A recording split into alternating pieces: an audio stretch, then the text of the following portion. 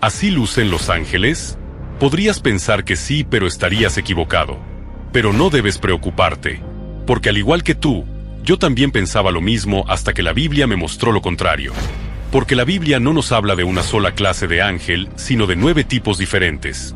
Algunos tienen varios rostros, otros están formados por ruedas cubiertas de ojos. Y algunos poseen tal poder, que pueden hacer caer reinos y naciones enteras. Sin embargo, entre todos ellos, hay uno que se alza por encima del resto. Un ser tan imponente, que solo una persona ha tenido el privilegio o el peso de verlo, y tras contemplarlo cayó postrada en el suelo. Pero no adelantemos lo inevitable, mejor comencemos desde el principio, por el primer nivel celestial. Este es el nivel más cercano a nosotros, a los seres humanos. El libro de Hebreos capítulo 1 versículo 14, nos explica que son espíritus enviados por Dios puestos al servicio de aquellos que recibirán la salvación. Tal vez hayas escuchado hablar alguna vez del famoso ángel de la guarda. Pues bien, la Escritura no revela exactamente que cada uno de nosotros tengamos un ángel designado exclusivamente para cuidarnos, pero sí, acuden en nuestra ayuda en ciertas circunstancias. Pero no es bajo nuestro mandato. Ellos actúan cuando Dios lo determina, no cuando nosotros lo deseamos. La Biblia nos presenta múltiples escenas donde estos seres intervienen poderosamente, rescatando a Daniel del foso de los leones, sacando a Pedro de una prisión en el libro de los Hechos, o consolando a Jesús en sus momentos más oscuros en Getsemaní, justo antes de enfrentar la cruz. Pero aquí va una advertencia clara: los ángeles no deben ser adorados, tampoco deben ser invocados, no necesitan altares ni velas encendidas. Porque aunque son enviados del cielo, no son el centro de la adoración, esa honra le pertenece únicamente a Dios. En el libro del Apocalipsis, el apóstol Juan se encontró con un ángel tan majestuoso, que su reacción natural fue postrarse ante él y adorarlo. Pero el ángel lo detuvo de inmediato: no lo hagas, y le advirtió con firmeza: soy un siervo como tú, no me adores a mí, adora a Dios. Porque los ángeles, aunque deslumbran, no buscan gloria propia, son soldados celestiales obedientes a las órdenes del Altísimo. No actúan porque nos consideren simpáticos, sino porque responden únicamente a la voluntad divina. Aún así, no deja de ser asombroso el poder que poseen. Pueden resguardar a personas en circunstancias imposibles, romper cadenas físicas y espirituales, alterar destinos enteros por mandato celestial. Pero incluso con ese inmenso poder existe un nivel superior en esta jerarquía sagrada. Aunque los ángeles son mensajeros y guerreros, por encima de ellos están los arcángeles. El término arcángel significa literalmente ángel jefe o comandante, una figura de liderazgo entre los ejércitos celestiales. Y aunque podrías pensar que hay muchos, la Biblia solo nombra a uno con claridad: Miguel. En Judas 1:9 se le llama directamente el arcángel Miguel. Aquí es donde muchos se confunden. Gabriel también aparece en la Biblia, especialmente cuando anuncia a María que concebiría al Salvador del mundo. Sin embargo, y esto es clave, las Escrituras jamás le otorgan el título de arcángel. Nunca se lo menciona como jefe o superior entre los ángeles. A pesar de ello, la tradición y particularmente la interpretación católica lo ha ubicado en ese lugar elevado. De hecho, en el canon bíblico católico, en un libro especial llamado Tobías, Gabriel aparece como una figura muy destacada. En el libro de Tobías hace su aparición Rafael, otro de los seres considerados tradicionalmente como arcángeles. Pero ¿qué es lo que realmente distingue a estos seres más allá de su posición de autoridad celestial? La respuesta es sencilla: su fuerza incomparable. En el capítulo 12 del Apocalipsis, se nos presenta a Miguel, no como un simple mensajero, sino como el comandante supremo de las fuerzas celestiales, quien enfrenta sin dudar al gran dragón, el enemigo más temido de los cielos, Lucifer. Y aunque ya hemos mencionado a Gabriel y su anuncio a María, queda claro que estos seres no actúan ante cualquier evento. Cuando aparecen, es porque el cielo ha desplegado una misión especial, un operativo divino. Su presencia señala que lo que está ocurriendo es demasiado grande, demasiado peligroso, demasiado sagrado para ser manejado por un ángel común. Pero si esto te pareció impresionante, prepárate, porque aún no hemos hablado del ser celestial que ocupa el 9º y más alto nivel. En la cúspide de nuestra historia, se encuentra un ángel cuyo nombre significa literalmente, los ardientes. Pero antes de revelarlo, hay un nivel intermedio que no podemos ignorar. Uno que marca una transición colosal, en la escala de poder espiritual en el tercer nivel, los principados.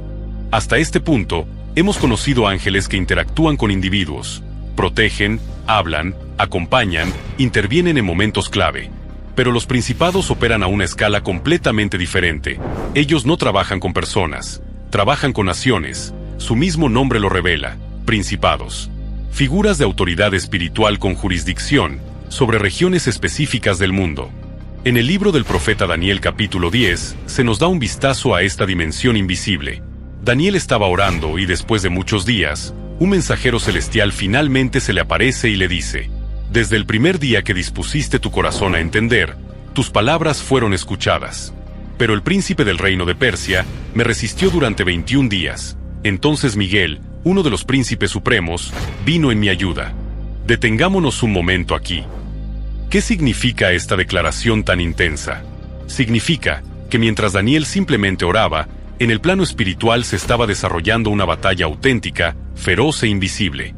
Un enfrentamiento entre el mensajero de Dios y un principado maligno que gobernaba la región de Persia. Y la situación fue tan grave, tan impenetrable, que fue necesaria la intervención directa de Miguel, el general de los ejércitos del cielo. Esta historia nos abre los ojos a una realidad profunda. Que hay una guerra que no vemos, una guerra que se libra más allá del velo del mundo físico, donde lo que está en juego son los destinos de naciones enteras. Existen ángeles asignados a países, a regiones enteras, pero no todos actúan del lado del bien. Algunos fueron puestos por Dios para inspirar, guiar y proteger. Sin embargo, otros que alguna vez quizás fueron fieles, cayeron y pasaron a llamarse ángeles caídos. Ahora gobiernan territorios esparciendo oscuridad, corrupción y violencia. No esperes verlos marchando con pancartas, ni interfiriendo en elecciones de forma evidente. No manipulan a la gente como si controlaran robots. Pero sí influyen, tentando líderes, inspirando ideas, protegiendo culturas oscuras o destruyéndolas, impulsando reformas, alimentando falsos movimientos de avivamiento o creando confusión total. Es una pregunta inevitable. ¿Tiene cada nación un principado o un ángel asignado? La Biblia no lo dice con estas palabras. No aparece, tal país tiene su principado o este otro tiene el suyo. Pero el patrón es claro, las naciones están bajo estructuras espirituales. Piénsalo un momento. ¿Por qué ideologías destructivas surgen en una nación y luego se expanden como fuego? ¿Por qué ciertos lugares resisten al evangelio por siglos? ¿Por qué otros explotan en avivamientos sin explicación aparente?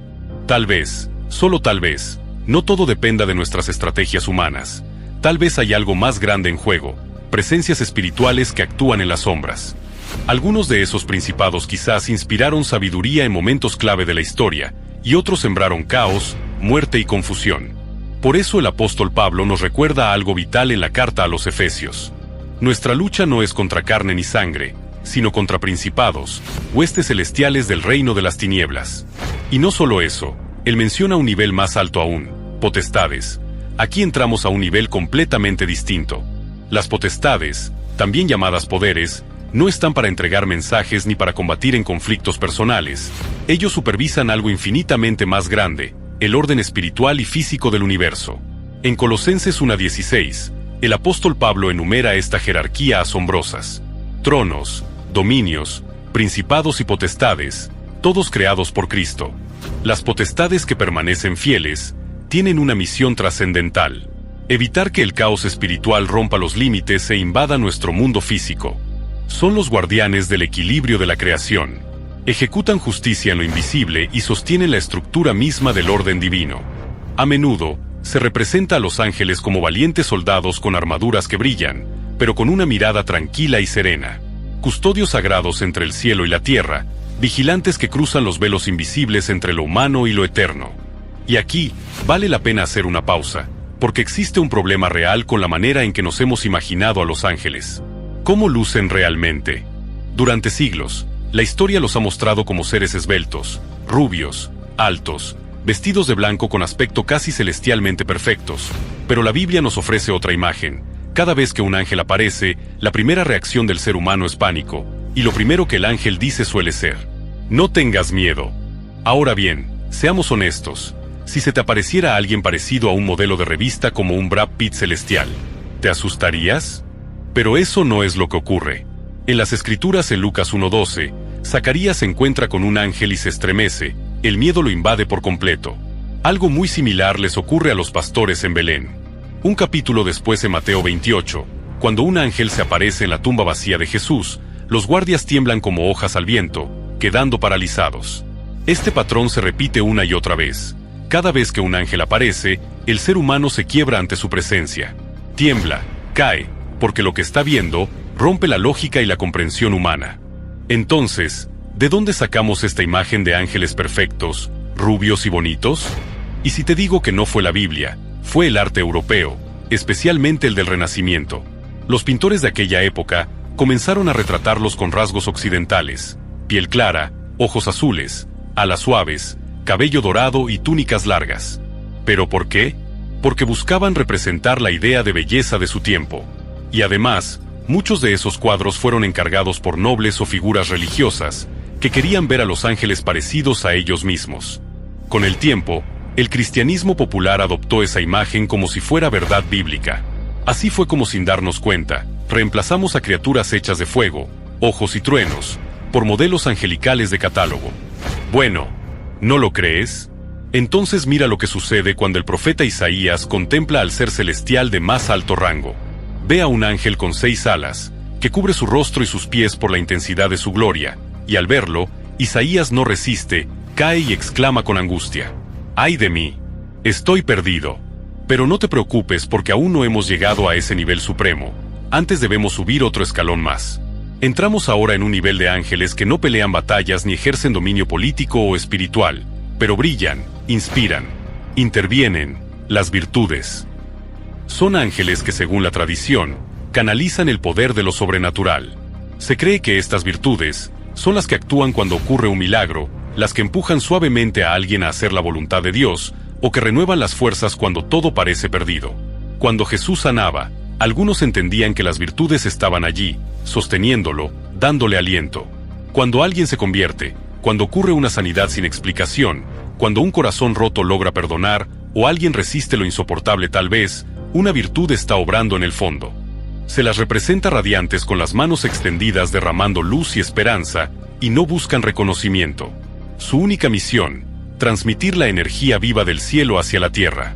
Pero surge una pregunta natural: si estas virtudes llevan lo divino a lo humano, ¿quién organiza su accionar? ¿Quién reparte las tareas? ¿Quién comanda el cielo? Para eso, debemos mirar más arriba aún, hacia un nivel que rara vez se menciona, pero que es esencial para que todo funcione: los dominios, también conocidos como dominaciones. Estos ángeles no hacen milagros, no entregan mensajes, ni se enfrentan a ángeles caídos, y sin embargo, sin su existencia, el orden del cielo se vendría abajo. Están allí presentes, reales, establecidos por el mismo Dios. La Biblia no nos da una descripción visual de ellos, pero la tradición cristiana los reconoce como ángeles de gobierno y organización, administradores de lo divino. No bajan al mundo con discursos, no portan espadas ni tronos visibles, reciben órdenes directas desde lo más alto y las distribuyen con precisión a los niveles inferiores. Cada milagro, cada juicio, cada asignación, llega a su destino justo en el momento perfecto. ¿Pero cómo imaginarlos? Bueno, si los ángeles son soldados, y los arcángeles capitanes, entonces, los dominios serían ministros del reino celestial, engranajes de alta jerarquía en la maquinaria sagrada. Se los representa con coronas, cetros, bastones de mando o esferas con cruces. Si los dominios organizan, ¿quién sostiene la presencia viva de Dios cuando Él se mueve? Lo que viene ahora no es estructura, es gloria pura. Hemos llegado al 7º nivel, los tronos, y no son muebles celestiales. Son seres vivos, entidades conscientes, estructuras sagradas que sostienen el peso mismo de la gloria divina. En los capítulos 1 y 10 del profeta Ezequiel, se nos narra una visión que desafía todo entendimiento humano. Ezequiel ve ruedas, pero no ruedas comunes, son ruedas dentro de ruedas cubiertas de ojos, moviéndose en todas direcciones sin necesidad de girar, guiadas por el espíritu como si supieran su destino eterno. En la tradición judía, estos seres son llamados ofanims, del hebreo ofan, que significa rueda. Se los ve como la base móvil del trono de Dios, porque el trono de Dios nunca está quieto. La tradición cristiana los asocia con el juicio perfecto, con la justicia que ve todo. Por eso están llenos de ojos, porque nada se les escapa. Y cuando Dios emite un juicio, ellos lo sostienen garantizando que cada sentencia sea pura, justa, verdadera. No se presentan con apariencia humana, no hacen milagros, no hablan, son el pedestal viviente del Rey de Reyes. Ahora subimos un peldaño más a un nivel que custodia lo sagrado mismo. Y lo que vas a descubrir ahora, te va a cambiar la forma de verlos para siempre. Llegamos al nivel de los querubines. Si buscas querubín en internet, posiblemente te aparezcan bebés regordetes, con alas pequeñas, rostros dulces y arcos de Cupido. Pero la Biblia presenta algo completamente distinto. Seres imponentes, sobrenaturales, que generan asombro y temor reverente. En Génesis 3:24, tras la caída del hombre, Dios coloca querubines con una espada ardiente que gira en todas direcciones, para proteger el camino hacia el árbol de la vida. El primer papel de estos seres no fue cantar, ni curar ni comunicar, sino proteger lo sagrado, cerrar el paso a lo profano. Y ese patrón continúa. En Éxodo 25, Dios ordena colocar 2 querubines de oro cubriendo el arca de la alianza, sus alas extendidas tocándose, y en medio de ellos la gloria de Dios se manifestaba. Ezequiel nos habla de ellos. Tienen 4 rostros: hombre, león, toro y águila, 4 alas, 2 cubren su cuerpo, 2 se extienden. Tienen ojos por todo el cuerpo, pies como de becerro, brillo como bronce pulido, se mueven entre fuego y truenos. No son lindos, no buscan causar ternura, son guardianes de gloria, canales de revelación. Los niveles inferiores acuden a los querubines cuando necesitan comprender la voluntad de Dios. Pero ojo, no porque no lo sepan todos, sino porque contemplan más cerca que nadie la presencia divina. Y ahora sí, hemos llegado al pináculo, al último y más elevado nivel, los serafines. Aquí mora el fuego eterno, aquí no hay misiones a la tierra, ni combates con demonios ni mensajes entregados. Su tarea es arder ante Dios. Permanecen en su trono día y noche consumidos por la gloria, sin ser destruidos. En Isaías 6, el profeta describe una escena majestuosa. Vi al Señor, alto y sublime, sentado sobre un trono, y el borde de su manto llenaba el templo sobre él. Estaban los serafines y estos no susurran, gritan: Santo, Santo, Santo es el Señor de los ejércitos, toda la tierra está llena de su gloria.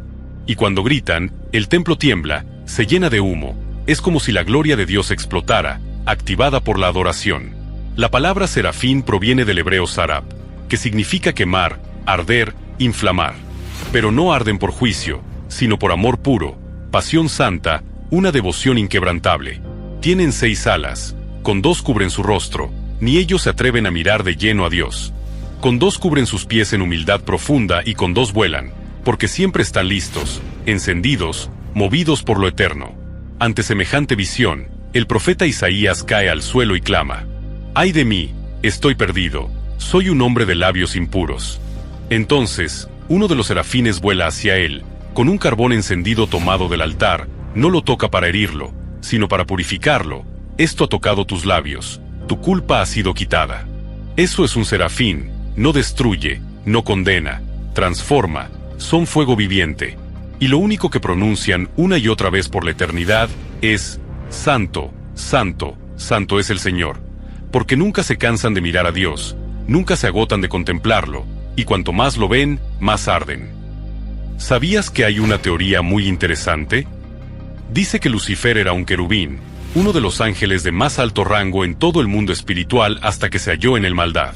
Si quieres conocer su historia en detalle, mira este video inmediatamente, y conoce cómo era el mundo antes del Génesis, antes de la caída de Lucifer.